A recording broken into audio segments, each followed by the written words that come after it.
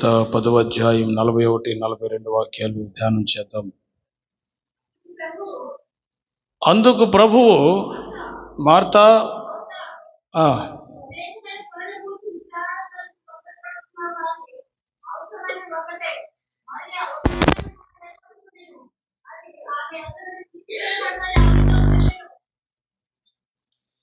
ఈ వాక్యంలో నుంచి ప్రభు మనందరితో మాట్లాడినట్లుగా స్తోత్ర చెల్లిద్దాం అందరం దేవునికి.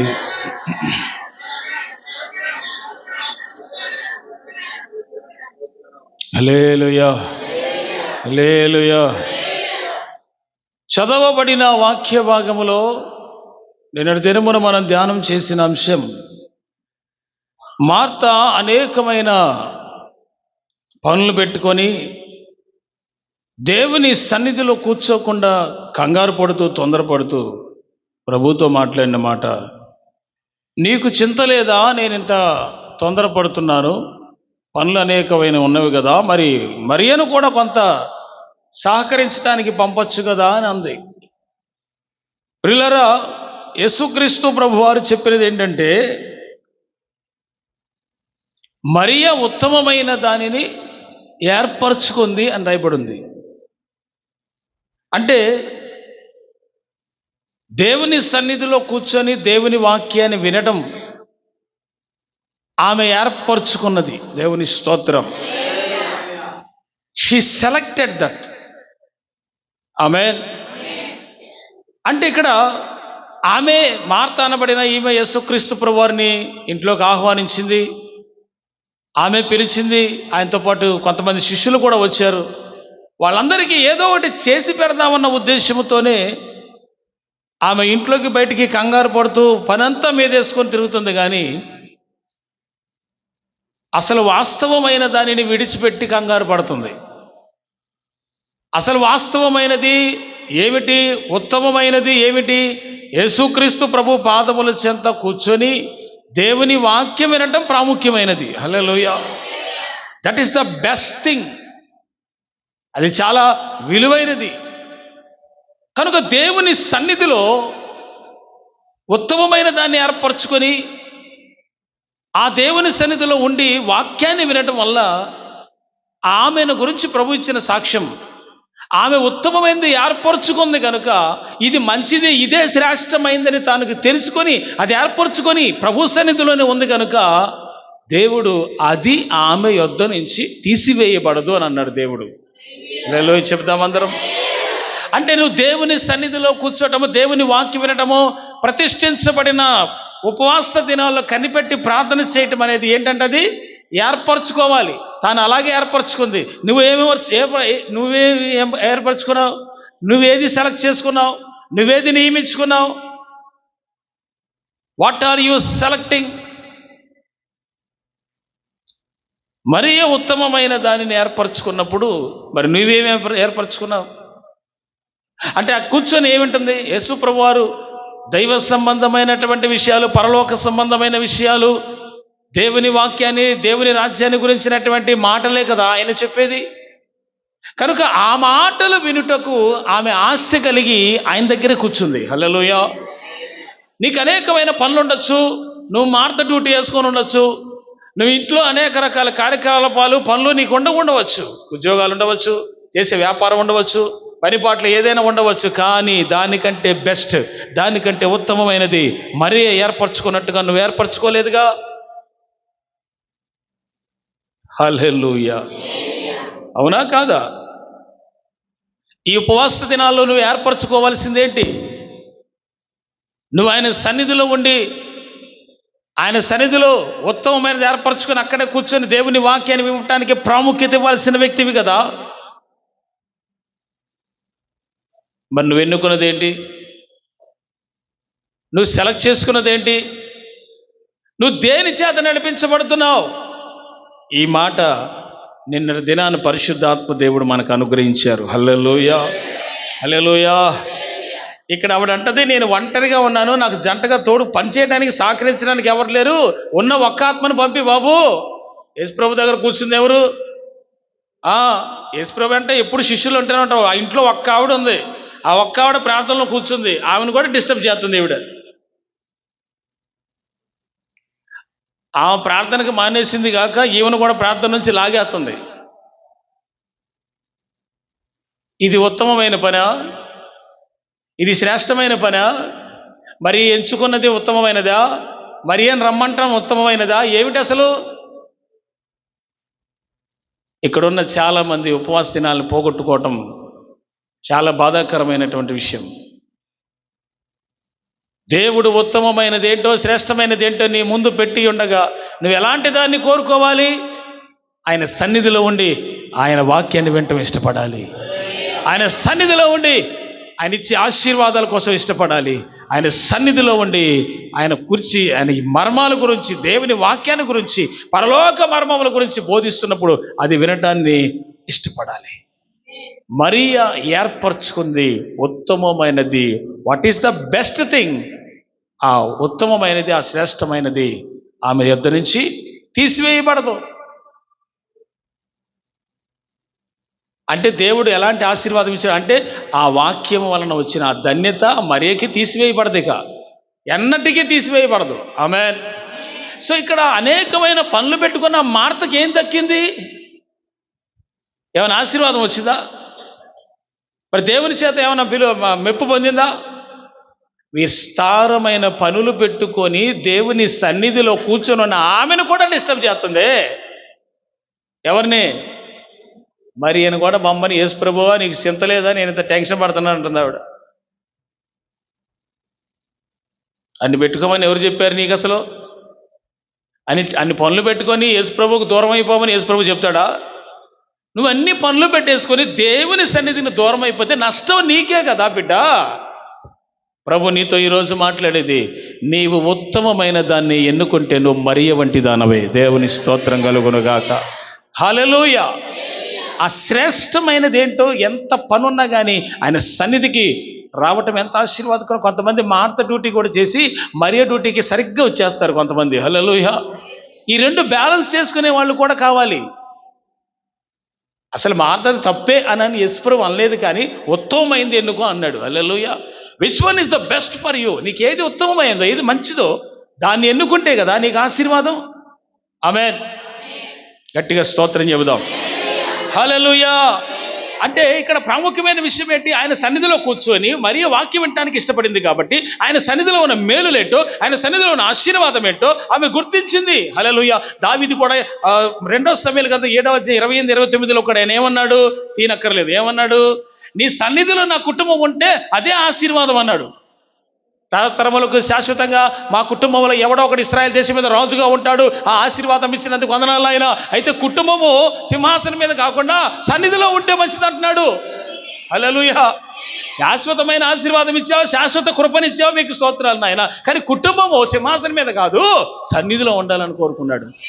అట్లా నీ సన్నిధిలో ఉండున్నట్లుగా దానిని ఆశీర్వదించు. డేవిడ్కి తెలిసింది ఏంటంటే ఆయన సన్నిధిలో ఉన్న ఆశీర్వాదము, ఆయన సన్నిధిలో ఉన్న భయభక్తులు, ఆయన సన్నిధిలో ఉన్న కృప ఏంటో దావీదుకి తెలుసు. అందుకే పిల్లలందరికీ, కుటుంబం అందరికీ నా సన్నిధిలో ఉండేలా చూసుకో, నీ సన్నిధిలో ఉండేలా చూడయ్యా అని అంటున్నాడు. ఆమేన్. అంటే దేవుని సన్నిధిలో ఉండటమే ధన్యకరం అని దావీదుకి తెలిసింది.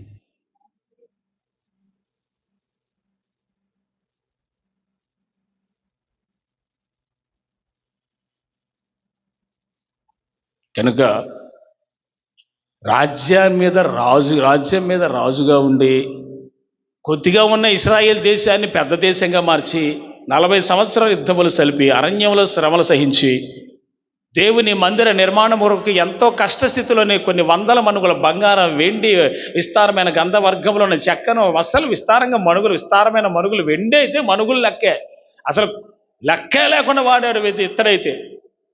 ఇదంతా సమకూర్చుతూనే ఒక పక్క యుద్ధాలు జరిగిస్తూనే ఇంత చేస్తున్నటువంటి దావీదు ఎంత కృతజ్ఞత కలిగి ఉన్నాడో తెలుసా దేవుని పట్ల? ప్రభువా, నేనెంత చేస్తే ఏమిలే కానీ నా కుటుంబం అయితే నీ సన్నిధిలో ఉండాలి. హల్లెలూయా. That is blessing. అదే ఆశీర్వాదము. దేవుడిచ్చిన ఆశీర్వాదాలు అనేక రకాలు ఉన్నాయి, ఒకటి కాదు, ఎన్నో రకాల ఆశీర్వాదాలు ఈ భూమి మీద కానీ ఉన్నాయి, పొందిన వాళ్ళు ఉన్నారు, లేఖనాల్లో కూడా ఉన్నాయి. హల్లెలూయా. మరి ఇన్ని ఆశీర్వాదాల్లో ఏది నీకు బెస్ట్ అంటే, నేనంటాను దేవుని సన్నిధిలో కూర్చొని వాక్యం వినడం అంత ధన్యకరమైనది వేరొకటి లేదు కదా. పరిశుద్ధ గ్రంథములో, కీర్తన గ్రంథములో నిన్నటి దినాన్ని దాన్ని కంటిన్యూషన్ చేస్తున్నాను. మరలా ఇది 4-5 భాగాలు ఉన్నది వాక్యం. అది పెద్దది, అంతే అయిపోయేది కాదు. రోజుకు ఒకటి అందించడానికి పరిశుద్ధాత్మ దేవుడు మనకి ఎన్ని రోజులు చెప్పమంటే 10 రోజులు చెప్పాల్సిందే అది. కనుక కీర్తన గ్రంథము 84వ కీర్తన 2-3 ఒకసారి ధ్యానం చేద్దాం. ఇక్కడ మీరు కంటెంట్ ఒకటి గుర్తుపెట్టుకోండి. ఏంటంటే ఆయన సన్నిధిలో కూర్చోవటం, ఆయన సన్నిధిలో ఉండటం అంత ఆశీర్వాదం ఇంకోటి లేదు.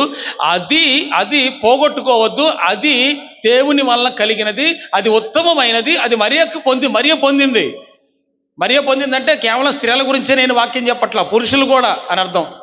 హల్లెలూయా. ఎవ్రీబడి దేవుని సన్నిధిలో ఉండటమే దేవుడు మనకిచ్చే మంచి సర్టిఫికేట్. ఏంటంటే ఉత్తమమైన దాన్ని ఎన్నుకున్నావు అని. హల్లెలూయా. Which one is the best for you? You have to choose in that. ఏది మంచిదో దాన్ని నువ్వు సెలెక్ట్ చేసుకోవాలి. ఆమేన్. అంతేగాని లోకంలో ఉన్నదంతా సెలెక్ట్ చేసుకొని దేవుణ్ణి మాత్రమే విడిచిపెడితే దానంత బాధాకరమైంది ఇంకేమైనా ఉందా బిడ్డలారా? అందుకే మీ అందరికీ ప్రభు పేరు తెలియజేసేది, ఏది ఉత్తమమో దానిని మీద మీ కనుదృష్టి ఉండాలి. శ్రేష్టమైనది ఏదో దాని మీద మీ మనస్సు ఉండాలి. హల్లెలూయా. ఏంటా శ్రేష్టమైనది? ఆయన సన్నిధిలో ఉండటం. హల్లెలూయా. ఆమేన్. అవునా కదా? Let's going to read that first. కీర్తన గ్రంథం 84వ కీర్తన 2-3.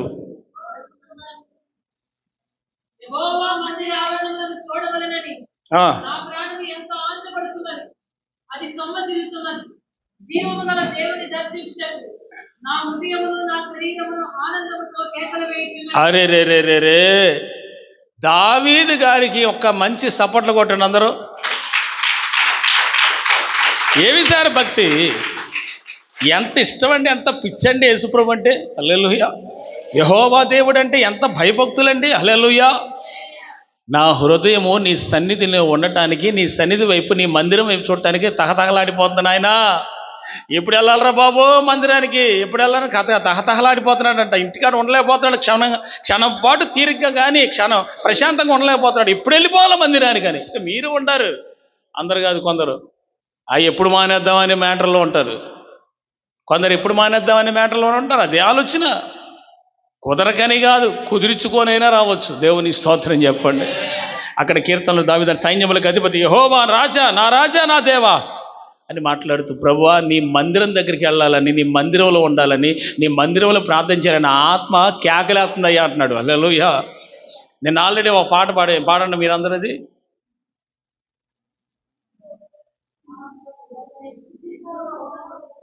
పిచ్చుకంట ఆగండి. పిచ్చుకంట ఎప్పుడు ఒడ్లు తిని అప్పుడే మర్చిపోతాయి. పిచ్చుక తెలుసు మీకు, అది ఇళ్ళకాడికి ఇదివరకు వచ్చే ఇప్పుడు వత్తలేదు, అవి ఆపై అంతరించిపోతుంది. ఎప్పుడు ఒడ్లు తిని అప్పుడే మర్చిపోతుంది. ఏ పక్షి అయినా ఇప్పుడు తినదు, అప్పుడు మర్చిపోతుంది. నా బిడ్డలు కూడా అట్ట తయారైపోయి ఆయన బాధపడుతున్నాడు అక్కడ పైన.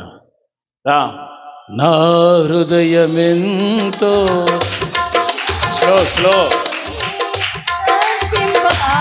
Slow minus. నా హృదయమెంతో జీవము గల దేవుని దర్శింపానందముతో కేకలేయుచున్నది. నా దేహమెంతో నీకై ఆశించే, వాల్యం తగ్గి, నీకై ఆశించే శాశ్వత కృపను నేను తాళంచగా కానుకనైతిని నీ సన్నిధిలో, కానుకనైతిని నీ సన్నిధిలో. శాశ్వత కృపను నేను తాళంచగా భక్తిహీనులతో నివసించుట కంటెను నీ మందిరావరణములో ఒక్క దినము గడుపుట. భక్తిహీనులతో నివసించుట కంటెను నీ మందిరావరణములో ఒక్క దినము గడుపుట 1000 దినాల కంటే శ్రేష్టమైనది. అందరూ 1000 దినాల కంటే శ్రేష్టమైనది. గ్లోరీ. శాశ్వత కృపను నేను తాళంచగా కానుక నైతిని నీ సన్నిధిలో, కానుక నైతిని నీ సన్నిధిలో. హల్లెలూయా. నా హృదయము నీ సన్నిధికి వెళ్ళడానికి కేకలేస్తుంది నాయనా. ఎప్పుడైనా ఇంటి దగ్గర సన్నిధికి వెళ్ళటానికి మనసు ఊళ్ళూరినిందా, తహత పడిందా? పోదాంలే, వెళ్దాంలే, చూసుకుందాంలే, కూర్చుందాంలే, పోదాం ఆరాధన చేద్దాం, పోకపోతే ఏమైందిలే, ఇదా నీ భక్తి? హల్లెలూయా. నీకు దావీదుకి ఉన్న తేడా చూసారా? Do you find out the differences between David and you? హల్లెలూయా. కేకలేస్తుందయ్యా, నా హృదయం ఇంటికాడ కూర్చోలేకపోతున్నానయ్యా, అన్ని సన్నిధికి పరిగెత్తుకుని వచ్చేస్తా బాబు, నీ గుడారానికి వచ్చేస్తాను ఆయన.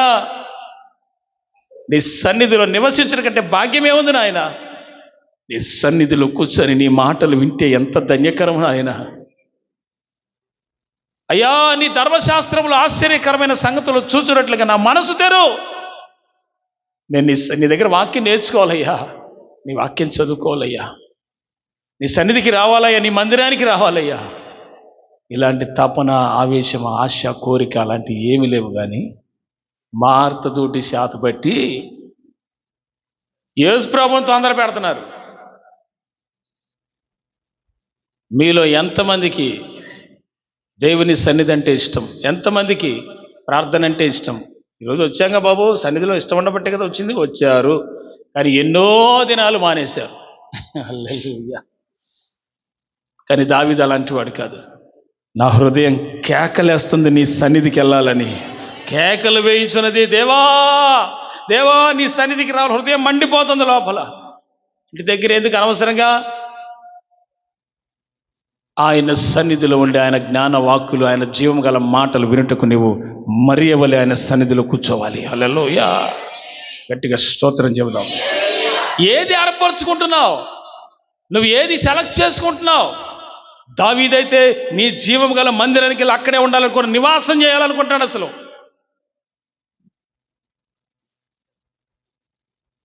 ఆయన సన్నిధిలో ఉండటం కంటే భాగ్యం ఏదైనా నీకు కనబడిందేమో, మరి నాకు తెలియదు, నాకు చెప్పు, నేను కూడా ఫాలో అవుతా. అంతకంటే ధన్యకరమైనది ఏదైనా ప్రపంచంలో ఉందేమో చెప్పు, నేను ఫాలో అవుతా. అది పోనీ లేదు కదా. మరి బెస్ట్ ఇదైనా తెలిసినప్పుడు దీనికి ఎందుకు విలువివ్వట్ల జనం? ఎందుకో తెలుసా? దీన్ని చులకనగా చేశారు, దీన్ని బలహీనపరిచారు, మిగతా వాటికే ప్రాముఖ్యత ఇచ్చారు. అందుకే కొంతమంది దీవించబట్ల, కొంతమంది శపించబడ్డారు. ఆయన సన్నిధికి వచ్చినటువంటి వారందరినీ పరిశుద్ధాత్మ మీద ఆనబెట్టి చెప్తున్నాను ఈ మాట, దీవిస్తాడు. హల్లెలూయా. తన వారిని బలపరుస్తాడు. సన్నిధిలో కూర్చున్న మరియ వైపు కనుదృష్టి ఉందా? అసలు ఉన్న వాళ్ళని కూడా తీసుకొని పోతుంది, ఒక్క ఆత్మను కూడా అక్కడి నుంచి అని తీసుకొని వెళ్ళిపోవాలని చూస్తుంది మరియ. మార్త ఏదేం కరెక్ట్ అండి? అసలు మీకు వాక్యం అర్థమవుతుందో లేదో తెలియదు, కానీ ఒక్క మాట చెప్తాను, ఉత్తమమైనది మీరు ఏర్పరచుకుంటే మీరు ధన్యులే. దేవునికి స్తోత్రం కలుగునుగాక. హల్లెలూయా. ఆసాపు తన కీర్తనలు అంటున్నాడు. ఇక్కడ ఇది ఆసాపు రాసిన కీర్తన. ఇప్పుడు మనం చదివింది కీర్తన 84, ఆసాపు కీర్తన. ఆయన అంటాడు, నా దేవా నీ బలిపీఠమున వద్దనే పిచ్చుకకు నివాసము దొరికెను, పిల్లలు పెట్టుటకు వానకోవెలకు గూటి స్థలము దొరికెను. అంటే ఇప్పుడు సహజంగా భౌతికంగా నిజంగానే బలిపీఠం దగ్గర కొన్ని రకాల పక్షులు గూడు కట్టుకునే అవకాశం ఉంది. బలిపీఠం కదా, ఏదైనా ఖాళీ ప్లేస్ ఏదైనా దొరికితే వెంటనే గూడు కట్టేసుకుంటూ ఉంటాయి. ఇప్పుడు కొత్తగా కట్టిన లింగాలపాడు మందిరంలో ఉడతలొచ్చి పెద్ద ఇంత కుప్ప పెట్టేస్తనే ఖాళీ ప్లేస్లో దాన్ని తీసేసినందుకు దానికి కోపం వచ్చి బ్యానర్స్ మొత్తం చించి పారేసినాయి. నా గూడు తీసేస్తావా నువ్వెవరు అంటని అవి. అది ఒకసారి తీసేసి రెండోసారి కూడా తీసేసాం, కోపం వచ్చేసి మొత్తం చించి పారేసినాయి. అంటే అన్నీ కాదు, ఒక 4-5 చించేసినాయి. వెనకున్న మెయిన్ బ్యానర్ కూడా చించి పారేసినాయి. దానికి ఎందుకు కోపం వచ్చింది? దాని గూడు చెదరగొట్టాం మనం, అందుకు కోపం వచ్చింది. ఇవన్నీ ఎక్కడ ఉంటాయంట? ఇక దాన్ని కదిలియటం మానేసేమో. ఎందుకు వచ్చిన గొడవ? దేవుని మందిరంలో నన్ను ఉన్నట్లేదు అనుకుంటుంది, లేనిపోని గొడవ అని దాన్ని కదిలియటం మానేసాం మేము. నువ్వు దేవుని సన్నిధిలో ఒక పిచ్చుకవి, నీకంటూ ఒక గూడు ఇక్కడ ఉండాలి. ఆమె నీ నివాస స్థలం ఇది, నువ్వు ఆరాధించాల్సింది నీ ఇల్లు ఇది. ఆమె అంటే మందిరాన్ని నివాసంగా చేసుకునే భక్తులు ఎవరైనా ఉన్నారంటే, నాకు ఎంతవరకు పరిశుద్ధ గ్రంథాలు కనపడ్డారు కానీ భూమి మీద కనపడలా. అక్కడక్కడ కనుగొన్నారేమో భక్తి గల వాళ్ళు, అక్కడక్కడ సమర్పించుకుని మందిరాలు ఉండిపోయిన వాళ్ళు కూడా ఉన్నారు. ఇక లైఫ్ మొత్తం మందిరంలోనే, సేవకుల ఇంట్లోనే, దైవజనులోనే, సేవకే, పూర్తిగా సేవకే. హల్లెలూయా. అట్లా సమర్పించుకున్న వాళ్ళు ఉన్నారు. అంటే ఇక ఇంటితో కొంపతో సంబంధాలు, రిలేషన్స్తో సంబంధాలు మొత్తం దేవుడే. హల్లెలూయా. అట్లా సమర్పించుకొని మినిస్ట్రీలోకి వెళ్ళిపోయిన స్త్రీలు కూడా ఉన్నారు, పురుషులు కూడా ఉన్నారు. హల్లెలూయా. అంటే నీకు నివాస స్థలం ఏదిగా, ఎవరిగా ఎంచుకున్నావు? నీ గూటి స్థలం ఏది?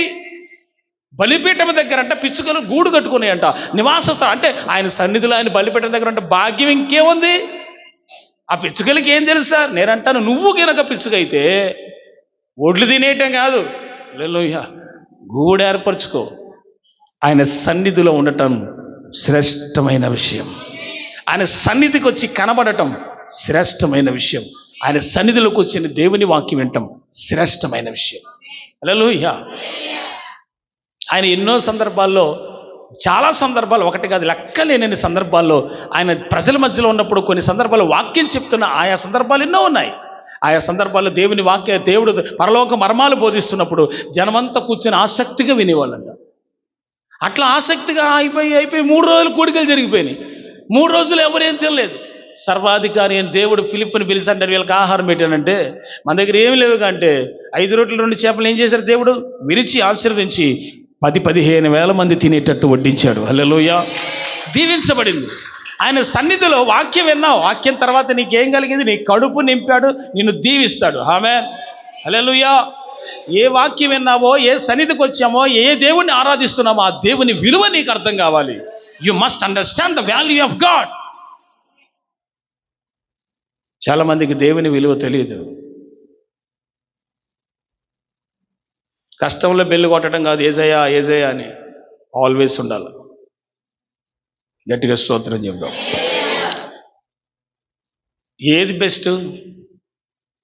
నేను నిన్న ఇంకో విషయం కూడా చెప్పాను, మీకు ఎక్స్ప్లెయిన్ చేస్తా ఉన్నాను. కొత్తగా వచ్చారు వాళ్ళు కూడా వింటారు. అప్పుడే రొట్టెలు పంచారు, అంతా అయిపోయి 12 గంపలు ఎత్తారు. అవి 12 గంపలు దగ్గర పెట్టుకున్నారు. ఒక్కొక్కరు అనుకుంటున్నారు శిష్యులు, నేను అనుకుంటున్నాను మరి, లేకపోతే పరిశుద్ధాత్మ దేవుడు అనుకున్నది. ఒక్కొక్క శిష్యుడికి ఒక్కొక్క గంప వచ్చింది, బుట్ట, అన్నీ రొట్టెలే. ఒక్కొక్కటి 2 రోజులు తినొచ్చు, 2-3 రోజులు తినొచ్చు. ఫ్రిడ్జ్లు లేవు కాబట్టి 2 రోజులు తింటాను అనుకుని పోనీ. ఇప్పుడు ఆ రొట్టెలు 7 కాలు ఒకరికి వచ్చింది కదా, దాన్ని ఒక చోట పెట్టుకున్నారు. యేసుప్రభు అంతా హడావుడి చేసి, మీరు అర్జెంటుగా దోనెక్కండి, అసలు వద్దు, ఇక్కడ వెళ్ళిపోండి, ఇక్కడే పెట్టారు, ఒక చోట పెట్టారు భద్రంగా రొట్టె ముక్క. నువ్వు అర్జెంట్ వెళ్ళిపోండి మీరు ఎక్కడి నుంచి అనంటే, నేను మళ్ళీ వస్తాను, మీరు వెళ్ళండి అర్జెంట్ వెళ్ళిపోవాలి మీరు అనంటే, బాధకుడు ఏంటి మనల్ని తొందరగా వెళ్ళిపోమన్నాడు. సరే నేను గబగబా దోనెక్కారు. యేసుప్రభు కూడా ఎక్కాడు వాళ్ళతో పాటు. వాళ్ళని వెళ్ళిపోతాం, మనం అర్జెంటుగా వెళ్ళాలి. యేసుప్రభు కూడా ఎక్కాడు. ఆ దోన్లో యేసుప్రభు నిలబడి, మీరు హేరోదను పులిపిండి గురించి, పరిసయ్యులు శాస్త్రులైన పులిపిండి గురించి మీరు జాగ్రత్త పడండి అని దాన్ని ఏమంటారు, దోనె, ఆ దోన్లోనే ఉండి వాక్యం చెప్తున్నాడు. మహానుభావులు ఏం డిస్కషన్ చేసుకుంటున్నారంటే, రొట్టెలు తేలేదారా, ఒక్క రొట్టె తెచ్చిపోయింది, 12 పొట్లాడు వదిలేసి వచ్చావు ఏంటి, 12 పొట్లాడు వదిలేసి వచ్చావు. యేసుప్రభు చెప్తుంది బాధ ఏంటి, వీళ్ళు డిస్కషన్ చేసుకుంటుంది ఏంటి? మీరంతా మామూలుగా రొట్టెలే అనుకోండి ఒకసేపు, అంటే ఆ ఫీల్ మీకు చెప్దామని అనుకోండి అమ్మా, తప్పే ఉందమ్మా, నేను తప్పు అనమాంటున్నానా? రొట్టెలే అనండి, మీరు మాట్లాడుకోండి. యేసుప్రభు ఏమో దోన్లో నిలబడి వాక్యం చెప్తున్నాడు. మీరు హేరోదు అనబడిన పులిపిండి గురించి, శాస్త్రం గురించి మీరు జాగ్రత్తగా ఉండాలి నానా, వాళ్ళు ఫలానా ఇది ఫలానా అలా మిమ్మల్ని ఇబ్బంది పెడతానని బాధ చేయడం స్టార్ట్ చేసి చెప్తుంటే, ఈయన బాధ ఇంట్లా 12 గంపలు రొట్టె మర్చిపోయి ఒక్క రొట్టెది వత్త ఎవడో ఒక శిష్యుడు ఒక రొట్టె తీసుకుని పోయాడు. ఎందుకైనా మంచిది, దారిలో పనుకోద్దని. వాళ్ళు డిస్కషన్ చేసుకునేది యేసుప్రభు అని అంటాడు, నేనేం చెప్తున్నాను, మీరేం చేస్తున్నారు? మీరు హేరోదను శాస్త్రులను పులిపిండి గురించి జాగ్రత్తగా ఉండాలని చెప్తుంటే, రొట్టెల గురించి తేలేదే అని బాధపడతారేంటి? అప్పుడు యేసు ప్రభు అంటాడు, 5 రొట్టెలు 2 చేపలు ఇంతకు ముందేగా 1000 మంది తిన్నారంటే తిన్నారు ప్రభు. మళ్ళీ ఒక్కసారి రొట్టెలు మళ్ళీ 4000 మంది తిన్నారుగా, తిన్నారు ప్రభు. ఇప్పుడు ఈ ఒక్కదాన్ని మీరందరూ తినేలా నేను చేయలేనా? ఇంక తిండి గురించి ఏమిరా మీరు ఏం? ఇప్పుడు అక్కడికి వచ్చింది దేనికి? ఆమె ఆయన ఏం చెప్తున్నాడు? ఆయన సన్నిధిలో కూర్చొని ఆ జీవవాక్కులు వింటానికి కాదా మీరు వచ్చింది? హల్లెలూయా. మరి ఏంటి సార్ రొట్టెల గురించినటువంటి విషయాలు ధ్యానం చేయండి, అవన్నా బాగుందా? మీ రొట్టెలు తిండి, హల్లెలూయా. ఏమి సార్ ఏమో టేస్ట్ ఉన్నాయి రొట్టెలు 12 గంపలు ఆడబెట్టి చెప్పి విద్యుదా లేదు, వీళ్ళు డిస్కషన్ చేసి తిండి గురించి డిస్కషన్ ఏమిరా? మీ అందరి హృదయాలను ప్రభు తెరుచునుగాక. నువ్వు దేనికోసం తిప్పలు పడుతున్నావో, నువ్వు ఈ ఉపవాసాలు దాంటి తిప్పలు పడితే నీకు అన్నం మేలు జరిగిద్దా బిడ్డ చెప్పు? నువ్వు ఆయన సన్నిధిలో కూర్చొని ఆయన మాటలుంటే కదా, అది నీకు ఎన్నటికీ తీసివేయబడదు కదా, అది అన్నటికీ తీసివేయబడదు నీకు. హల్లెలూయా. ఆమేన్.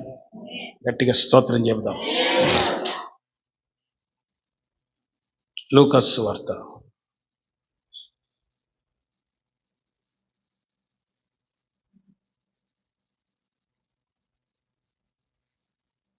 11వ అధ్యాయం.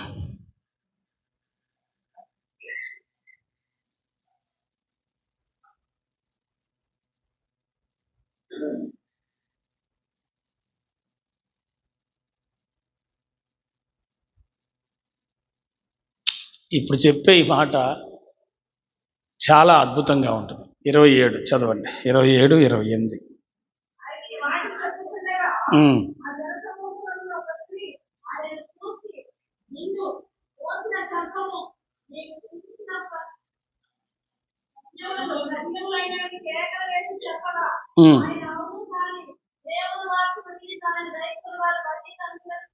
గట్టిగా స్తోత్రం చెబుతాం. హల్లెలూయా.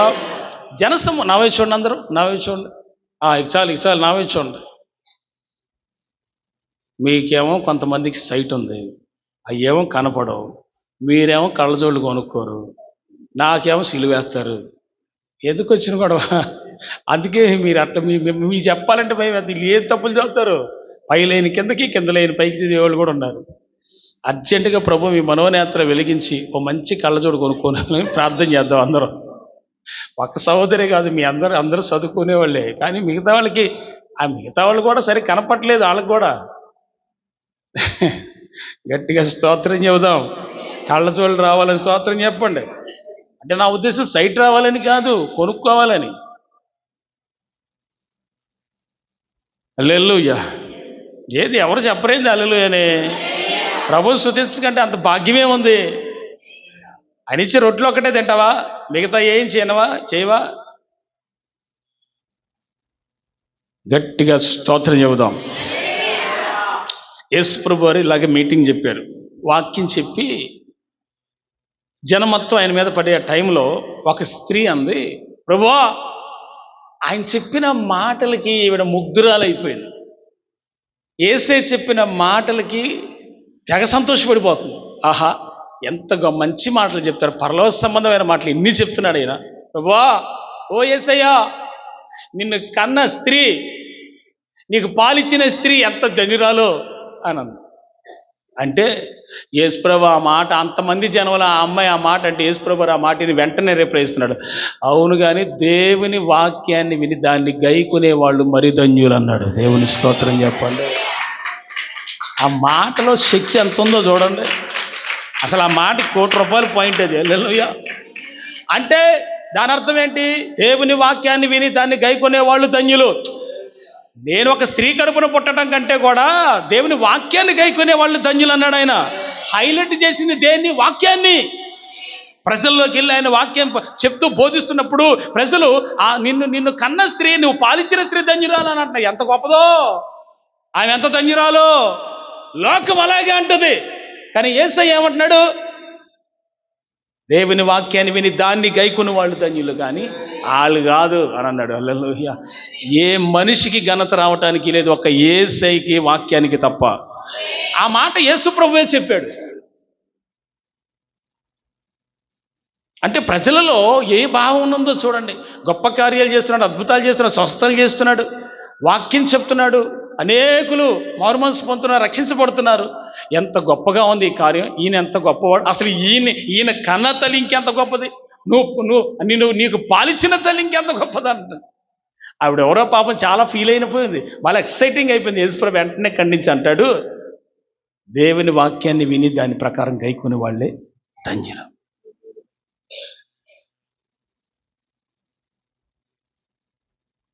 అంటే వాక్యం వినటం మరీ ఏం చేస్తుంది? యేసుప్రభు దగ్గర కూర్చొని ఏం చేస్తుంది మరియా?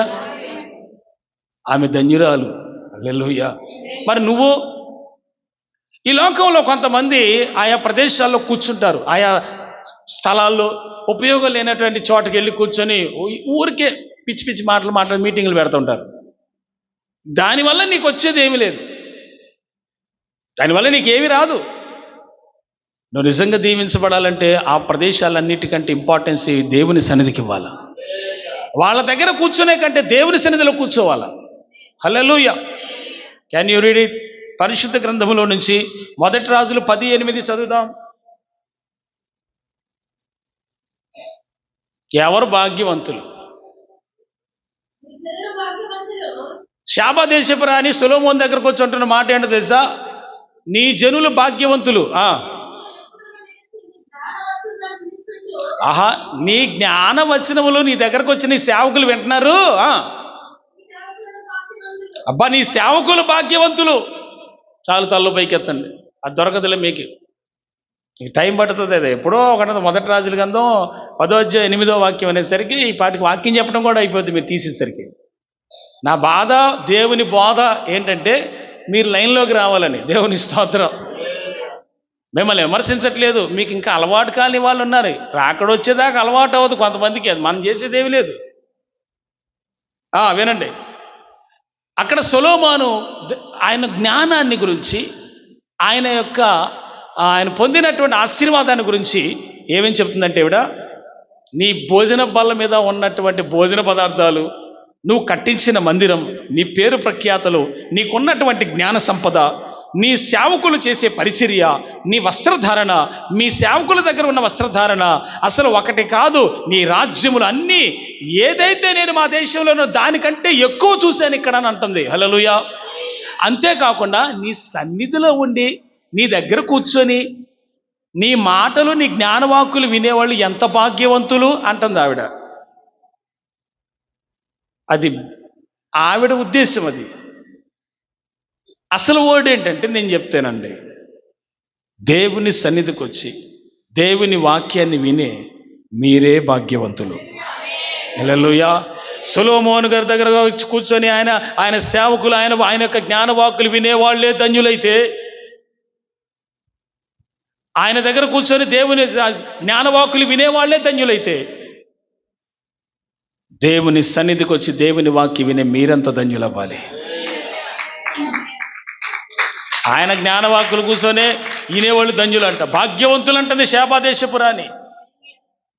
దేశపురాణి ఏమంటుంది? భాగ్యవంతులు నీ సన్నిధిలో కూర్చున్న నీ సేవకులు, నీ జ్ఞానవాక్కులు వినేవాళ్ళు భాగ్యవంతులు అంటుంది. నేను దాన్ని కొట్టేశా. హల్లెలూయా. కాదు, నిజమైన భాగ్యవంతులు దేవుని సన్నిధికి వచ్చి వాక్యాన్ని వినే సహోదరి సహోదరులే భాగ్యవంతులు, వారే ధన్యులు. హల్లెలూయా. అందుకని ప్రియులారా, ఆయన సన్నిధిలో ఉన్నటువంటి ఆశీర్వాదాలు ఏంటో, ఆయన దగ్గర కూర్చొని నేర్చుకునే విధానం ఏంటో నేర్చుకున్న వారు ఎంత బలపడతారో, అది ఎంత ఇంపార్టెన్స్ దేవుడు చెప్తున్నాడు. అది ఆమె యొద్ద నుంచి తీసివేయబడదు. దావీదుకి అర్థమైంది ఏంటంటే, బాబు ఎన్ని కాదురా, ఎన్ని ఆశీర్వాదాలు కాదు, రాజ్యం కాదు, మహిమ కాదు, సన్నిధే ముఖ్యం అనుకున్నాడు. నాతాను ప్రవక్త వచ్చి అంటాడు, నీకు శాశ్వతమైన సింహాసనం ఇచ్చాడండి బాబు, నీ ఇంట్లో వాళ్ళందరూ ఎవరో ఒకరు సింహాసనం కూర్చుంటారంట, ఆ ఆశీర్వాదం నీకు ఇచ్చాడంట, చెప్పిరమ్మన్నాడు అని వచ్చాడు, చెప్పాడు, విన్నాడు, వెంటనే ప్రార్థన చేయడానికి వెళ్ళిపోయాడు. హల్లెలూయా. ఒక ఆశీర్వాదం వచ్చింది, ఒక స్వస్థత వచ్చింది, ఒక విడుదల వచ్చిందంటే దేవునికి థ్యాంక్స్ గివింగ్ చేయటానికి, చెప్పటానికి, ప్రత్యక్షంగా వ్యక్తిగతంగా దేవుని సన్నిధిలోకి వెళ్ళిపోయి మోకరించి కృతజ్ఞతలు చెల్లించే మనసు ఉండాలి. హల్లెలూయా. 2 Samuel chapter 7 verse 18. I think it is 18.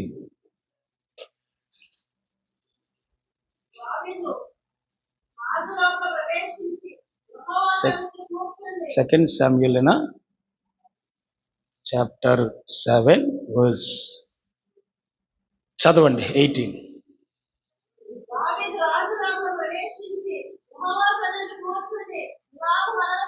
దావీదు రాజు లోపల ప్రవేశించి యెహోవా సన్నిధిలో కూర్చుండి ఇలాగున మనవి చేశాను. ఏం చేస్తున్నాడు అక్కడ? ప్రార్థన చేయటానికి తన గుడారంలోకి వెళ్ళాడు. హల్లెలూయా.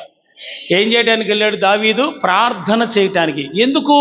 నాతాను ప్రవక్త వచ్చి అప్పుడే చెప్పాడు, దేవుడు నాకు ప్రార్థనలో బయలుపరిచాడు, నీకు శాశ్వతమైన సింహాసనాన్ని దేవుడు ఇవ్వబోతున్నాడంట. నీ ఇంట్లో నీ తరంలో ఉన్న వాళ్ళందరూ ఎవరో ఒకళ్ళు సింహాసనం మీద కూర్చుంటారంట అని వాగ్దానం ఇచ్చాడు దేవుడు.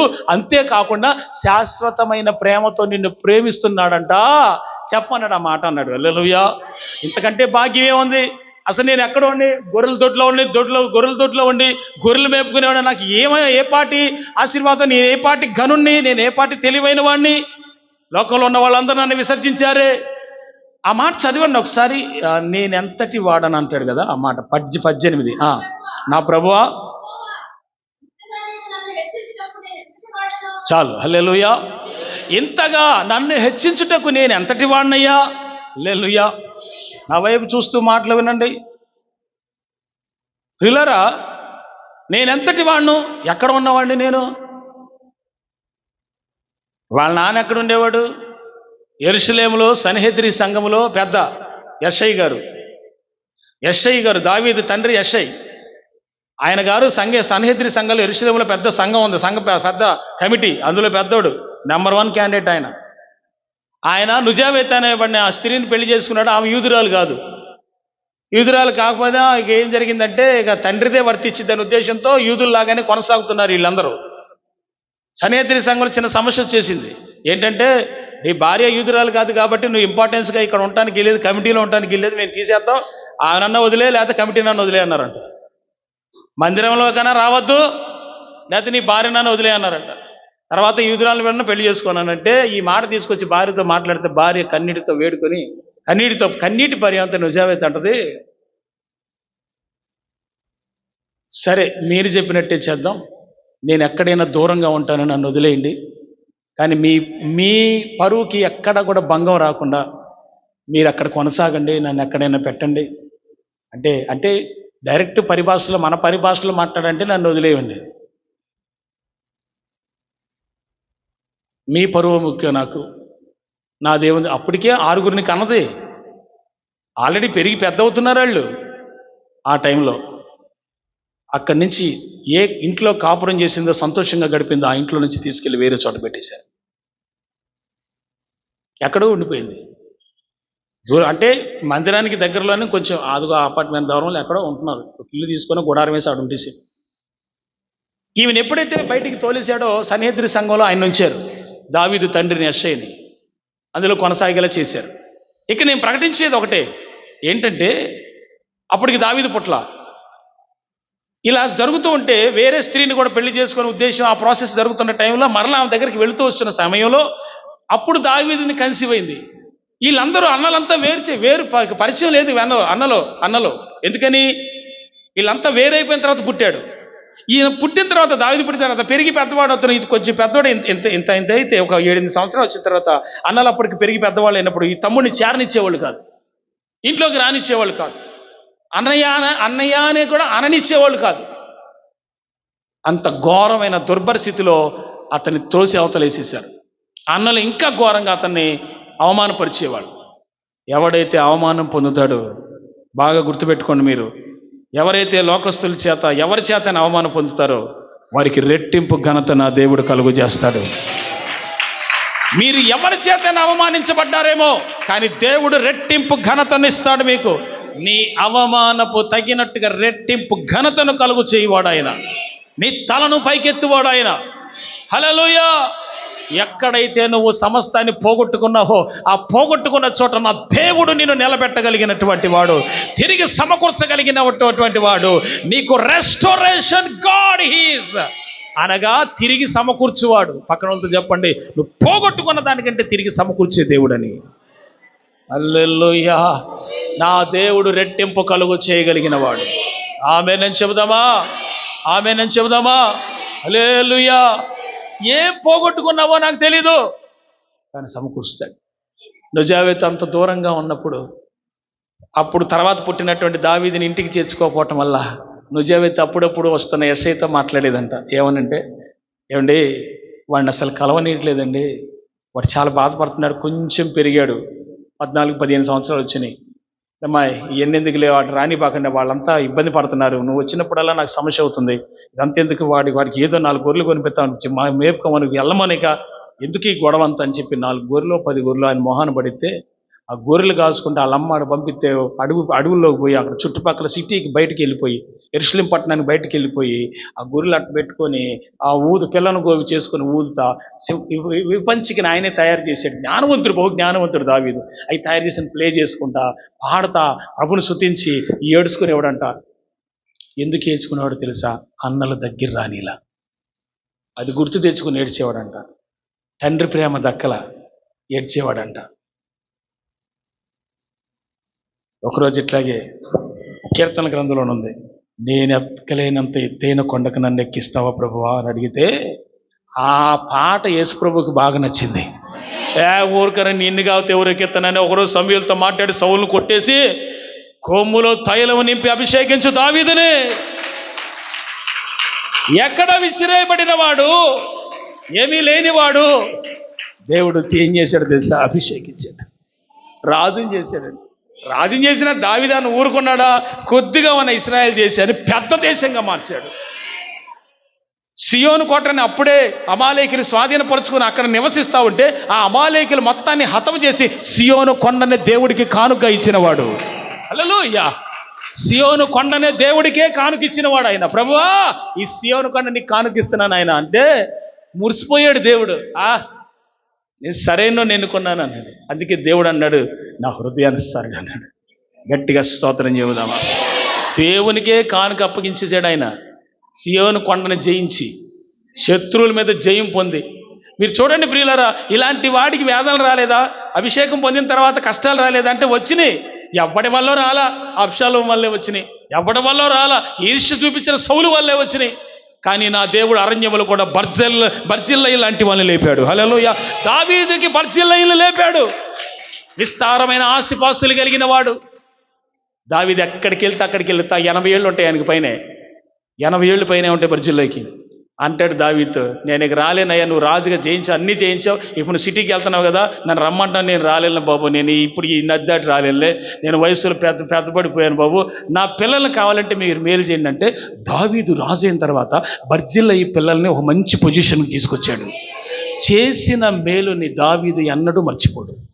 అందుకే దావీదుని దేవుడు దాటిపోలేడు. ఏ మనసు సార్ దావీదుది!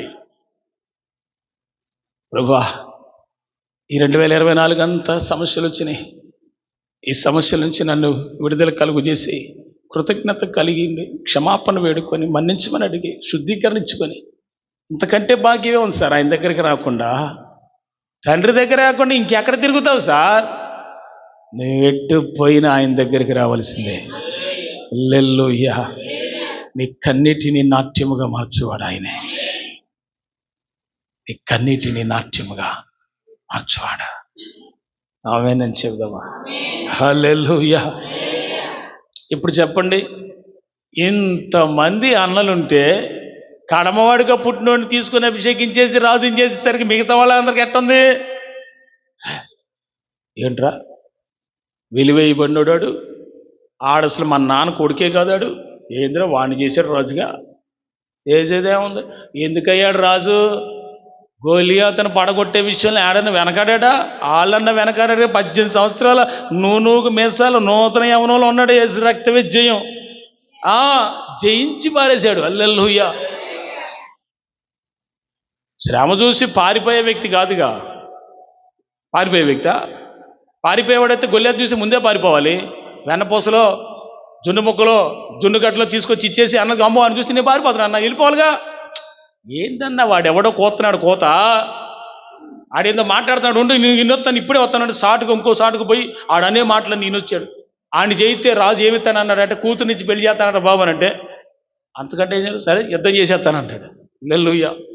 దేవుని స్తోత్రం చెప్పట్లేదు మీరు. హల్లెలూయా! వీళ్ళారా, ఎవడన్నా ఎలుగు పంట వెనక పడతాడా? ఎవడన్నా సింహం వెంబడి పడతాడా? అభిషేకించబడిన వాడు తప్ప. హల్లెలూయా.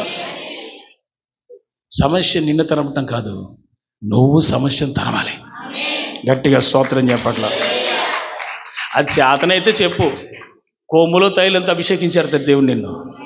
సమూయేలుతో చెప్పిన మాట అదేను. 18వ అధ్యాయం 1వ వాక్యంలో అంటాడు, 2వ సమూయేలులో 1వ వాక్యంలో అంటాడు, నీ కొమ్ము తైలముతో నింపు అని అంటాడు. నీ కొమ్ము నింపు. మరి నింపుకోవటానికి ఉపవాస ప్రార్థనలో నీ కొమ్ము అనగా నీ ఆత్మను, తైలం అనగా అభిషేకముతో, పరిశుద్ధాత్మతో నువ్వు నింపుకునే సమయాలు ఇవి. ఎందుకయ్యా? వాడి కోసం వెడుతామన్నాడు దేవుడు. ఎవరతను? సౌలు. నేను విసర్జించిన సౌలు కోసం ఎందుకు దుఃఖిస్తావు సమూయేలు? లే, నీ కొమ్ముని తైలముతో నింపి అభిషేకించు దావీదుని అన్నాడు. హల్లెలూయా. నిన్ను దేవుడు అభిషేకించే దినములలో ఉన్నావు. ఈ దినములను కొమ్ములో తైలము చేత నువ్వు అభిషేకించబడబోతున్నావు. గట్టిగా స్తోత్రం చెబుదాం. కనుక ప్రియులారా, ఉత్తమమైనది, విలువైనది నువ్వు ఏర్పరచుకో. అదేంటో నువ్వు ఫైండ్ అవుట్ చేయి. దావీదికి అర్థమైంది ఉత్తమమైనది ఏదో, అందుకే ఆయన సన్నిధిలో ఉంటున్నాడు. ఆసాపుకి అర్థమైంది ఎక్కడుంటే మంచిదో, మరియకు అర్థమైంది ఎక్కడుంటే మంచిదో. హల్లెలూయా. మరి నువ్వు ఎక్కడుంటే మంచిదో నీకు అర్థం కావాలి. హల్లెలూయా. గట్టిగా స్తోత్రం చెబుదాం. పరిశుద్ధ గ్రంథంలో నుంచి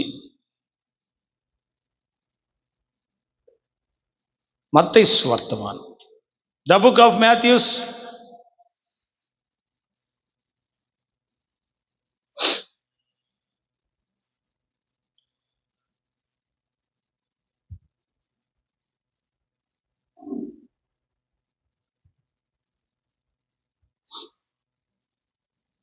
ఐదో అధ్యాయం 1, 2, 3 చూడండి ప్రియులారా. 5వ అధ్యాయం, 6వ అధ్యాయం, 7వ అధ్యాయం వివరించడానికి ఈ ఉపవాస దినాలన్నీ సరిపో.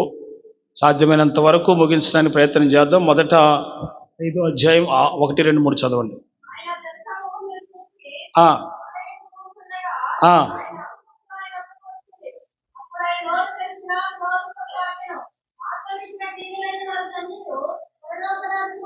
చాలు. దేవుని స్తోత్రం. హల్లెలూయా, హల్లెలూయా. యేసయ్య కొండ మీద కూర్చొని ఒక కూటం స్టార్ట్ చేశారు. అక్కడికి జనం అంతా వచ్చారు. ఆమేన్ చెప్పండి. విస్తారమైన వేల మంది జనం వచ్చినప్పుడు యేసు ప్రభు శిష్యులు కూడా ఆయనతో పాటు ఎప్పుడు ఆయన పక్కనే ఉంటారుగా. వాళ్ళు కూడా సమస్తాన్ని విడిచిపెట్టి వచ్చారుగా, అవునా కాదా? 12 మంది. ఈ శిష్యులు కాక జన సమూహం వేల మంది వచ్చారు. ఆ కొండ మీద కూర్చొని యేసు ప్రభు వారు వారికి బోధ చేస్తున్నాడు. ఆ బోధ ప్రపంచవ్యాప్తంగా ఎంతో ప్రాచుర్యం పొందిన బోధ అది. హల్లెలూయా. అంటే యేసయ్య మాటలు ఏదైనా అద్భుతమే, కానీ ఆ ప్రసంగము చాలా విలువైంది. హల్లెలూయా. ఆయన ఏమంటున్నాడు అక్కడ? ఆయన శిష్యులు ఆయన దగ్గరకు, అప్పుడు ఆయన నోరు తెరిచి ఇలాగూ బోధింపసాగాను. 3వ మాట, ఆత్మ విషయమై దీనులైన వారు ధన్యులు, పరలోక రాజ్యము వారిది అన్నాడు. హల్లెలూయా, హల్లెలూయా. ఆత్మ విషయమై అంటే పరిశుద్ధాత్మ పొందుటకు దీన హృదయం కావాలి నీకు. ఆత్మ విషయమై దీనత్వం కావాలి. అంటే దేవుని ఆత్మ పొందిన నీవు దీనుడిగా ఉండాలి, పొందకపోయినా పొందుటకు దీనుడిగా ఉండాలి.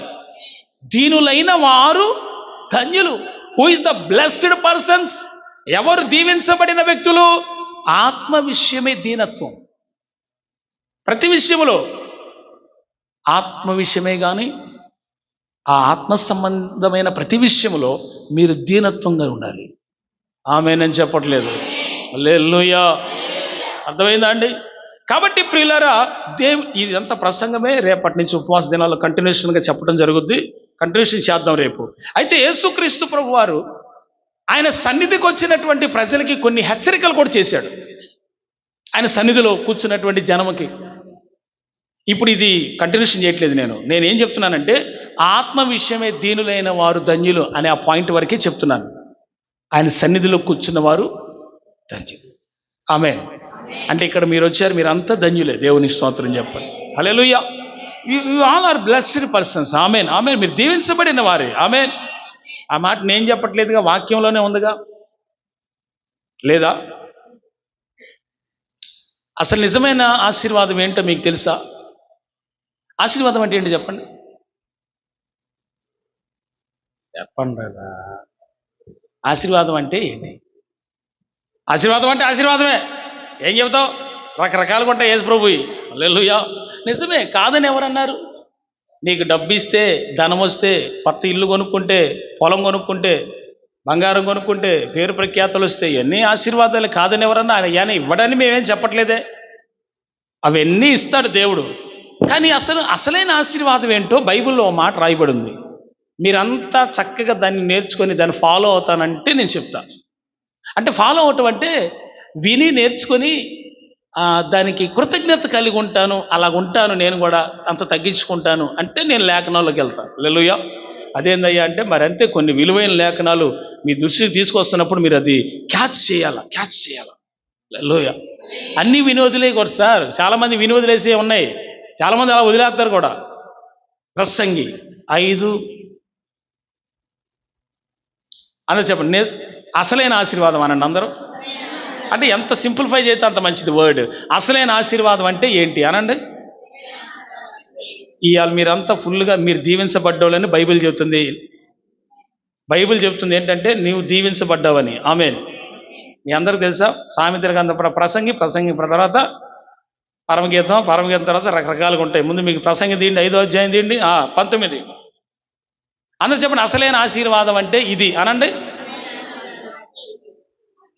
అందరూ అనలేదురా, ఒక్క నిమిషం ఉండమ్మా. చెప్పండి రా, అసలైన ఆశీర్వాదం అంటే ఇది. ఇప్పుడు చదవండి.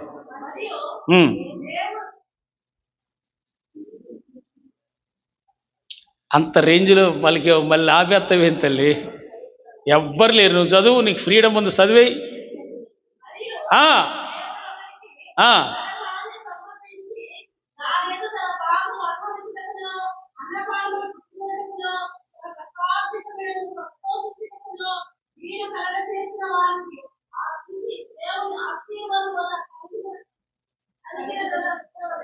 కలిగినదని అనుకొనవలెను. హల్లెలూయా. ఆ మంచి స్తోత్రం చెప్పట్లేదు, మీరు అర్థం కాలేదు మీకు ఇంకాను. నేను చెప్తాను వివరంగా ఏనండి. 19లో మరియు దేవుడంట ఒకనికి ధనధాన్య సమృద్ధి ఇచ్చి దాని యందు తన భాగము అనుభవించుటకు అన్నాడు. హల్లెలూయా. ఇప్పుడు ధనధాన్యం ఇచ్చాడు దేవుడు. ఆమేన్. దేవుడు ధనధాన్యం ఇచ్చాడు. ఇచ్చి కొంతమంది అవి ఉన్నా కానీ అనుభవించలేరు. ఇది వాస్తవం, లోకంలో అందరికీ తెలిసిన విధే ఇది. చాలామంది చెప్తారు ఈ మాట, వాడికి అంతా ఉంది కానీ వాడు అనుభవించడానికి తినలేకపోతున్నాడండి, వాడికి తినడానికి అవకాశం లేదు సార్ అనేవాళ్ళు కూడా ఉన్నారు. అంటే ధనధాన్యము దేవుడు ఇచ్చినప్పుడు దాన్ని అనుభవించేది కూడా దేవుడే ఇవ్వాలి. ఇక్కడ మీరు దేవుణ్ణి కనపరచాలి గట్టిగా. అట్టగాదో గట్టిగా చప్పట్లు కొడుతూ ప్రభువుని మహిమపరచండి. హల్లెలూయా. అంటే ఏంటి దాని అర్థం? ఇప్పుడు విస్తారమైన ధన సమృద్ధి ఇచ్చిన తర్వాత తన భాగం ఏదైతే ఉంటుందో దాన్ని అనుభవించే భాగ్యం కూడా దేవుడే కలుగు చేయాలి. అది ఆశీర్వాదము. ఎంతన్నా తినలేకపోతున్నానన్నా, కాకరకాయ జ్యూస్ తాగుతున్నానన్నా, ఉదయం మధ్యాహ్నం సాయంత్రం ఇంతమంది ఇన్ని రకాలుగా పెడతాను తింటే మా ఇంట్లోని పంచభక్ష ప్రమాణాలు చేస్తాను, నేను తినడానికి లేదు ఆయన అనుకునే వాళ్ళు కూడా లేకపోలేదు. అంటే ఒకనికి ధనధాన్య సమృద్ధి కలిగితే దాంట్లో నిజమైన ఆశీర్వాదం ఏంటంటే తన భాగం అనుభవించడం. తృప్తిగా తిన్నాను సార్, బాగున్నాను సార్, దేవుడిచ్చిన దాంట్లో సమృద్ధిగా ఉంది సార్. ఆమె ఇచ్చింది తిని సమృద్ధిగా ఉండటం ఆశీర్వాదం అంట. అంటే తినే భాగ్యం లేకపోతే చేసేదేమి. ఇక్కడ రెండో మాట ఉంది చూడండి. తన కష్టార్జితమందు సంతోషించుటకు వీలు కలుగజేసిన ఎడల అతనికి ఆ స్థితి దేవుని ఆశీర్వాదం వలన కలిగినదనుకొనవలెను. హల్లెలూయా. అంటే దాని అర్థం ఏంటి సార్? తను కష్టం చేశాడు, కష్టపడి పని చేసుకున్నాడు. ఒక 1000 రూపాయలు, 900, 700 కూలి ఎంతో తెలియదు. కష్టార్జితం చేతులకు వచ్చిన తర్వాత వెంటనే జబ్బుకో, రోగానికో, సమస్యకో, తాగుడుకో పెట్టేస్తే అది ఎట్ట ఆశీర్వాదం అయింది? ఆ తెచ్చుకున్నది ప్లేట్లో తెచ్చుకొని మొత్తం సామాన్లన్నీ తెచ్చుకొని వండుకొని తిని తృప్తిగా ఉంటే అది ఆశీర్వాదం అంట. అర్థమైందా? అటు ధనదాన సమృద్ధి ఉన్నోడికి చెప్పాడు, ఇటు లేనోడికి చెప్పాడు. దేవుని స్తోత్రం. ఉన్నోడికి లేనోడికి తినుడే దక్కేది. హల్లెలూయా. అసలు ఆ భాగ్యం ఇచ్చింది దేవుడేనంట. ఇప్పుడు ఈ రోజు నుంచి నేను ఇందాక అదే అన్నాను, మీరు అంతా చేయగలరాను. ఈ రోజు నుంచి మీరు చేయాల్సింది ఏంటంటే, మీ ప్లేట్లోకి మీ కంచంలోకి అన్నం వచ్చినప్పుడు అది ఏదైనా కానీ, పాకే కావచ్చు, ఈదే కావచ్చు, ఎగిరే కావచ్చు, ఏదైనా రానిగాక. హల్లెలూయా. మీ దగ్గరికి ఏదైనా రానిగాక. లేకపోతే పొలంలో పంట రావచ్చు, కూరగాయలు రావచ్చు, ఏదైనా రావచ్చు, ఏదో ఒకటి వెజ్జో నాన్ వెజ్జో వచ్చిందంటే దాన్ని శుభ్రంగా తిని అరిగించుకొని ఆరోగ్యంగా ఉన్నావంటే నువ్వు ఆశీర్వదించబడిన వ్యక్తివి. ఇది నేను చెప్తున్న మాట, దేవుడి మాట. అంటే ఇప్పుడు మనం ఆల్రెడీ దీవించబడ్డాం. ఇంకా ఇంకా ఇంకా కోరుకొని గ్యాస్ ట్రబుల్ తెచ్చుకుంటున్నాం. ఇంకా ఇంకా టెన్షన్ పడి షుగర్లు తెచ్చుకుంటున్నాం. ఇంకా ఇంకా టెన్షన్ పడి, అర్థమవుతుందా మీకు? లేనిపోని అన్ని తెచ్చిపెట్టుకుంటున్నాం. నీ ప్లేట్లోకి నీ కంచంలోకి వచ్చింది దేవుడిచ్చిందేనమ్మా. అది నువ్వు తృప్తిగా మంచిగా తిని అరిగిందంటే, బలం పొందావంటే, సుఖపడ్డట్టే, ఆయన ఆశీర్వదించినట్టే. ఇది అసలైన ఆశీర్వాదం. దీన్ని ఎంతమంది అంగీకరిస్తారు? చేతులెత్తండి. ఇది నిజమేనయ్యా, తిని సంతోషంగా ఉంటే చాలు బాబు, నీకు దండం పెడతా. అదే ఆశీర్వాదం. కాదందువా? కాదంటే ఏం చేసేది? ధనధాన్య సమృద్ధి ఇచ్చేస్తాడు యేసు ప్రభు. కానీ నీ భాగం అనుభవించవు. ఎందుకు వచ్చిన గొడవ? పోనీ ఉండి భాగం అనుభవిస్తే అది ఆశీర్వాదమే. ఇది లేక కూడా చాలామందిని నేను చూశానండి బాబు. తెనాల్లో ఒకసారి మీటింగ్ వెళ్ళాను. ఎప్పుడో సంగతి, వేదనాయకం గారి టైంలో, ఎప్పుడో 15 సంవత్సరాలు అవుద్ది. 15 పైనే, ఇంకెక్కువే అవుద్ది. మాకు అన్నం లావు అన్నం పెట్టారు. ఎంత లావు ఉంది ఒక్కొక్క బియ్యం. వాళ్ళకి ఎందుకు అంతలా ఉన్నాయో మాకు తెలియదు. మధ్యాహ్నం భోజనానికి వెళ్ళాం. ప్రార్థన కూడికి అయిపోయింది, మధ్యాహ్నం భోజనానికి వెళ్ళాం. ఆ ఇంట్లో ఆయన తాగుతున్నాడు. పచ్చగా ఉంది, టేబుల్ మీద ఉంది. ఏం తాగుతున్నావు ఏందన్నంటే, ఆయన ఆస్తిపరులు బాగా తాగేస్తాడు, సింపుల్గా తాగేస్తాడు. ఏందన్నంటే కాకరకాయ జ్యూస్, అంతా పచ్చగా ఉంది, రకరకాల కూరగాయలు జ్యూస్ మొత్తం అదే తాగుతున్నాడు ఆయన. అదే తాగమన్నారంటే డాక్టర్. ఆ ఇంట్లో దాదాపుగా 8 రకాల కూరలు చేశారు. ఒక్కడి తినటానికి లేదు ఆయనకి. నాకు ఇప్పుడు అర్థం కాదు, ఇప్పుడు అర్థమవుతుంది నాకు. బాబా, ఆయన ఎందుకు తినలేదురా బాబు అని. తినే భాగ్యం లేదు, చమకలం ఉంది, కానీ తినటానికి లేదు. కానీ ఆ భాగాన్ని కల్పిస్తే, అది తినే భాగ్యం కల్పిస్తే, అది కూడా ఆశీర్వాదం. ఇప్పుడు చెప్పండి, మీరంతా మనమంతా కూడా ఎంత భాగ్యవంతులం, దీవించబడ్డ వారమే. నువ్వు అవునన్నను, నువ్వు ఆమెను అనకపోయినా పరలోకంలో కరెంటు పోదు. నువ్వు ఏం స్తోత్రం చెప్పకపోయినా రాళ్ళు కేకలి స్తుతిస్తాయి. వాటి మౌనంగా కూర్చొని ఏ ఉపయోగం లేకపోయినా ఏం పర్లేదు, దేవుడు సంతోషిస్తాడు. ఆయనకు వచ్చే మహిమ ఆయనకు వస్తుంది. ఆయనకి ఏ డాకా లేదు. నువ్వు కాబట్టి దేవదూతలు కూడా ఉన్నారు స్తుతించడానికి. నువ్వు కాకపోతే, రోషం తక్కువ బతుకు కాకపోతే ఏముంది ఇందులో? నువ్వు స్తుతించకపోతే దేవదూతలు స్తుతిస్తారండి ఆయన్ని. నువ్వు ఆపేసినా, నువ్వు మెదలకుండా 8 గంటలు పండినా స్తుతి అక్కడ జరుగుతూనే ఉంది. ఒక రాత్రి అంతా ప్రార్థన చేసిన దాఖలు లేవు మనకి. ఎందుకు వచ్చిన కూడా నేను లోపలికి వెళ్ళట్లేదు, కానీ ఓ మాట చెప్పి నేను ముగిస్తాను. శ్రద్ధగా వినండి. హల్లెలూయా చెప్పండి అందరూ. హల్లెలూయా. దేవుడు ఆయన సన్నిధిలో కూర్చొని ఆయన మాటలు వింటే అది ఉత్తమమైనది అని దేవుడు చెప్పాడు. What is the best? నువ్వు అది ఎన్నుకోవాలా. ఇప్పుడు మీరు ఏదైనా కానీ మీ జీవితంలో, శారీస్లో కానీ, బట్టల్లో కానీ, ఇంట్లో కానీ, అంటే ఇల్లు కొనుక్కునే విషయంలో కానీ, లేకపోతే ఏది కొనుక్కున్నా మీరు బెస్ట్ చూస్తారా, లీస్ట్ చూస్తారా? ఉన్న దాంట్లోనే బెస్ట్ చూసేవాళ్ళు కూడా. అంటే ఎవ్రీథింగ్ నీకు బెస్ట్ కావాలనుకున్నప్పుడు ఆయన సన్నిధిని ఎందుకు బెస్ట్ అనుకోవట్లేదు నువ్వు? ఆయన సన్నిధిని ఎందుకు అంత తేలిక చూద్దాం? ఈరోజు నీ కన్నులు తెరవబడి మరి అలాంటి నిర్ణయం నువ్వు తీసుకోవాలి. గట్టిగా స్తోత్రం చెబుదాం అందరం. హల్లెలూయా, హల్లెలూయా. దేవుని సన్నిధికి వస్తే హృదయాలోచన బయలుపరచబడుతుంది. హృదయాలోచన బయలుపరచబడుతుంది. ఆయన సన్నిధిలో ఉంటే పేతురు గారు ఏమన్నాడు తెలుసా? చదవండి, లోకా 5:8. లాస్ట్ మాట చెప్పి నేను ముగించేస్తాను. చాలా టైం ఉంది.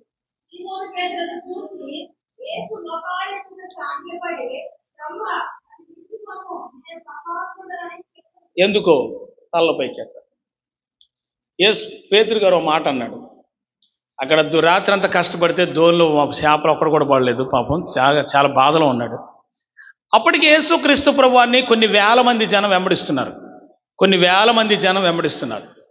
వీళ్ళందరికీ ఎట్లా వాక్యం చెప్పాలా, ఎక్కడ స్టేజ్ ఎక్కడ చేసుకోవాలా, స్టేజ్ మీద ఒక ఎత్తైన ప్లేస్ నిలబడాలి, ఎట్లా అని ఆలోచిస్తే పేతురు ధోని కనపడింది. సీమోనుదైన పేతురు ధోని కనపడింది. ఆ ధోని ఎక్కి జనం మొత్తం నుంచి కూర్చొని ఉన్నారు, అట్లా కూర్చొని ఉన్నాడు, అందరు కూర్చున్నారు. అప్పుడు ఆయన వాక్యం చెప్పడం స్టార్ట్ చేశాడు. వాక్యం చెప్పాడు, వాక్యం అంతా విన్నాడు పేతురు. ఆ పేతురు ధోనిలో పేతురు యేసయ్యకి అవకాశం ఇచ్చాడు.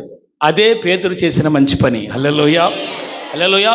దేవుడు నీ జీవితంలోకి, నీ ధోనిలోకి, నీ వ్యక్తిగత పర్సనల్ లైఫ్లోకి ఆయన నువ్వు ఆహ్వానించగలిగితే కదా నీ లోటు ఏంటో ఆయనకు అర్థమయ్యేది. నువ్వు ఆహ్వానించకుండా, నువ్వు వ్యక్తిగతంగా ఆయన్ని సేవించకుండా ఎక్కడో దూరంగా అంటున్నట్టు పేతురు ధోనిలో స్థలం ఇచ్చాడు పేతురు యేసయ్యకి. హల్లెలూయా.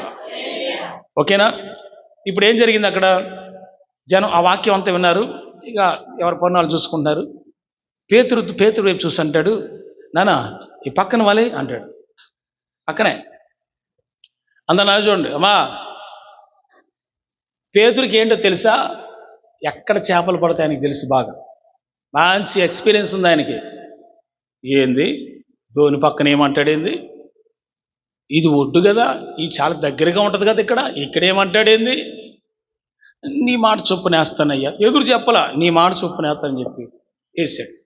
విస్తారంగా చేపలు పడ్డాయి, అసలు లాగలేక అక్కడే పడ్డాయి. వామ్మో, ఇదేంటి అద్భుతం జరిగిపోయింది, ఎప్పుడు జరగదు. ఎంతో లోతుకెళ్ళి ఎంతో గాలి వేసి ఇచ్చేస్తేనే పడే చేపలు పడతాయో లేదో గ్యారంటీ లేని పరిస్థితి. అట్లాంటి ఒక్క మాట చెప్పడంతో పక్కనే కుడి పక్కన వాళ్ళ ఎత్తి పడింది. అప్పుడు అవన్నీ తీసుకొచ్చి అక్కడ ఉంచి ఆ విస్తారమైన చేపలు రాసింది చూసి యేసు ప్రభు వారి వైపు చూసి ఒక మాట అంటాడు, ప్రభువా నేను పాపాత్ముని అంటాడు. అసలు పేతురు లోపల అంతరంగంలో ఏం జరిగింది? What I'm asking. జరిగింది అద్భుతం, చేపలు దొరికినాయి, కానీ పేతురు అన్న మాట ఏంటి? ప్రభువా నేను పాపాత్ముని అయ్యా. ఆ మాట ఎందుకు అన్నాడు అంటే హృదయాలోచనలన్నీ ఈయనకు తెలుసు అని అర్థమైపోయింది. ఇక ఈయన నుంచి నేను తప్పించుకోలేనని అర్థమైపోయింది పేతురుకి. అందుకే అన్నాడు, నేను పాపిని ప్రభువా, నా దగ్గర నుంచి వెళ్ళిపో ప్రభువా, నేను పాపినయ్యా, నా దగ్గర ఉండకూడదయ్యా. యేసయ్య అంటారు, ఈ రోజు నుంచి నువ్వు మనుషులను పట్టేవాడు అవుతావు. గట్టిగా స్తోత్రం చెబుతావు. ప్రియులారా, దేవుని సన్నిధికి వచ్చి ఆయన సన్నిధిలో ఖాళీగా ఉన్న ఆ ధోని ఇప్పుడు ఆయన మాట వింటే నింపబడింది. నువ్వు కూడా ఆయన సన్నిధికి వచ్చి ఆయన మాట వింటే నింపబడతావు. ఆయన సన్నిధిలో కూర్చొని జ్ఞానవాక్యులు వింటే, ఆయన సన్నిధిలో కూర్చొని వాక్యం వింటే, మరి ఉత్తమమైనది ఎన్నుకున్నట్లుగా నువ్వు ఎన్నుకోగలిగితే అది నీ యొద్ద నుంచి తీసివేయబడదు. ప్రభువు మిమ్మల్ని దీవించును గాక. చిన్న ప్రార్థన.